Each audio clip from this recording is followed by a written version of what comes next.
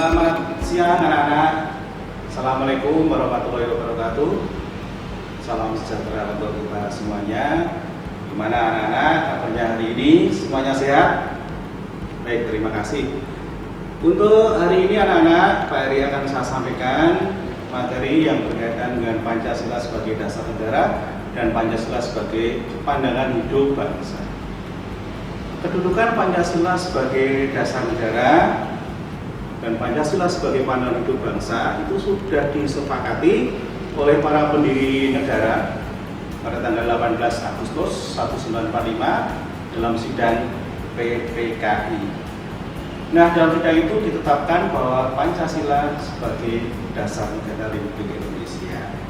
Nah, anak-anak, dalam perkembangan perwujudan Pancasila sebagai dasar negara itu mengalami berbagai kendala, berbagai upaya untuk mengganti Pancasila sebagai dasar negara itu seringkali terjadi dan itu sudah dimulai sejak awal kemerdekaan. Nah, anak-anak, pada hari ini kita akan fokus ke bagaimana upaya-upaya Pancasila sebagai pandangan hidup bangsa sebagai dasar negara itu mengalami berbagai upaya untuk diganti dan juga adanya penyimpangan terhadap Pancasila sebagai dasar negara. Nah, kita awali dengan pemberontakan yang terjadi pada awal kemerdekaan, setelah kemerdekaan. Yang pertama yaitu adanya pemberontakan PKI di Madiun. Nah, pemberontakan PKI di Madiun. Ada yang tahu anak-anak Madiun itu di mana? Oke, terima kasih. Ya, di Madiun, Jawa Timur. Nah, pemberontakan PKI di Madiun ini dipimpin oleh seorang yang bernama Musso. Nah, Musso. Tujuannya apa? Tujuannya jelas, untuk mengganti Pancasila sebagai dasar negara. Tujuannya untuk mendirikan negara Soviet Indonesia. Untuk mengganti ideologi Pancasila dengan ideologi komunis, karena Soviet itu merupakan negara komunis. Nah, itu yang pertama. Ini di Madiun pada tahun 1948. Nah, kemudian yang kedua anak-anak, upaya untuk mengganti dasar negara yang kedua itu terjadinya pemberontakan yang diberi nama DITII, Darul Islam dan Tentara Islam Indonesia. Nah, itu terjadi di mana? Terjadi di Jawa Barat. Siapa pemimpinnya? Dipimpin oleh seorang yang bernama Kartosuwiryo. Tujuannya apa? Tujuannya jelas, mendirikan negara Islam Indonesia. Jadi mengganti Pancasila dengan syariat Islam. Tetapi apa yang terjadi? Gerakannya itu, jadi gerakan yang dilakukan oleh NII, oleh DITI itu, justru gerakannya itu bertentangan dengan syariat Islam. Nah, akhirnya pemberontakan ini dapat ditumpas oleh bangsa Indonesia. Nah, itu yang kedua. Kemudian yang ketiga, upaya untuk mengganti Pancasila yang ketiga itu adanya pemberontakan RMS, Republik Maluku Selatan. Nah, RMS ini dipimpin oleh seorang yang bernama Soemuki. Tujuannya apa? Tujuannya jelas, mendirikan negara sendiri, lepas dari negara kesatuan Republik Indonesia. Nah, berikutnya pemberontakan yang bertujuan untuk mengganti dasar negara Pancasila itu adalah pemberontakan APRA di Bandung. Ya, APRA di Bandung.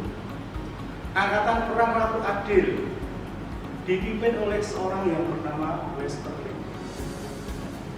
Tujuannya apa? Tujuannya jelas, ini untuk mempertahankan negara federasi yang dibentuk oleh Belanda. Nah, kemudian anak-anak, selain itu juga ada yang namanya pemberontakan PRRI dan Permestan, Pemerintah Revolusioner Republik Indonesia. Nah, gerakan ini itu dipimpin oleh seorang yang bernama Safruddin Nawacita dan juga Bejo Sungguan. Ya. Nah, gerakan ini tujuannya apa?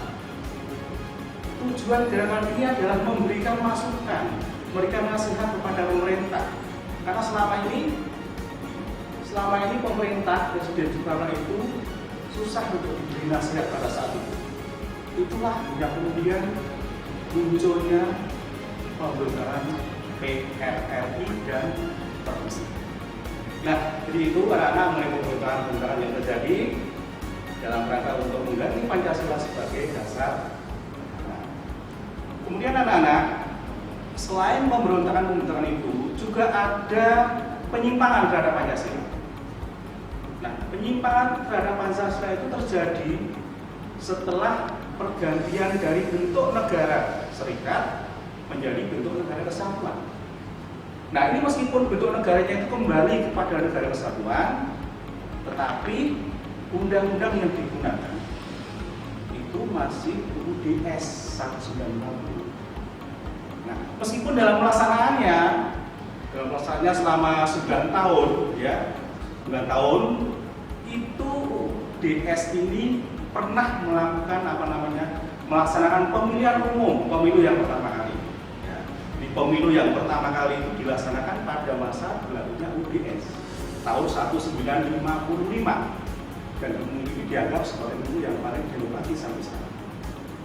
Ya, namun dalam perkembangannya pada masa ini, ya, itu dalam pemilu itu karena konstituante sebagai badan yang dibentuk dalam pemilu itu tidak mampu menyusun UUD, maka terjadilah krisis dalam bidang politik, dalam bidang ekonomi, dan krisis dalam bidang keamanan.